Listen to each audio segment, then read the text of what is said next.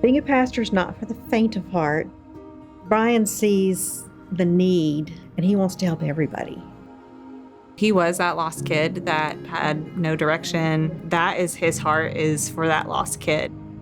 I don't know him without knowing him as a pastor. And when God got a hold of his heart, he just completely took hold, and Chip just let him guide him. He has a heart to show others how to worship and how to lead them to the throne.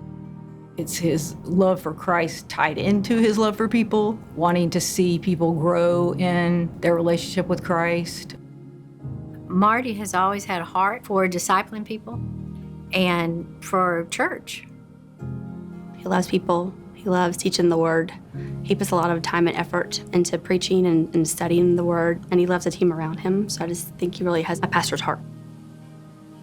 Brian is really passionate about when he's speaking to someone and they get it.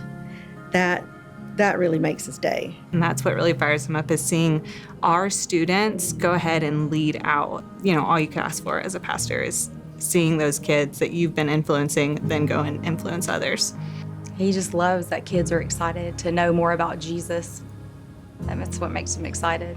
He loves being able to help people see that there are possibilities for them to go serve the Lord in different capacities. He gets excited about just the relationships that he gets to make with other people, like when he gets to know his life group leaders and talk to them and meet with them and interact with them. I think that is what excites him. My children probably didn't even notice a change when we went into ministry. It's always been about the Lord. That's what Marty wanted our family to be about. He's very mission-oriented. Kenya will always have a place in his heart. For the last 12 years, Guatemala, he loves that country. It's not easy being a pastor and handling the demands. So I think just encouragement, prayers for wisdom, and just reminding him that he is prayed for regularly. To know that, like, hey, I appreciate that you took the time away from your family or took the time away from whatever it was that you were doing to hear me and to listen to me. So just telling them that you're grateful for what they do and that you appreciate them. A way you could do that would just be to send him a text or an email just to say, yeah, hey, you know what? I saw this the other day, or I thought about you, or hey, really, I prayed for you. That's huge, knowing that there's people out there just praying for the church, praying for the ministry, praying for him as a person. Tell them that you appreciate him.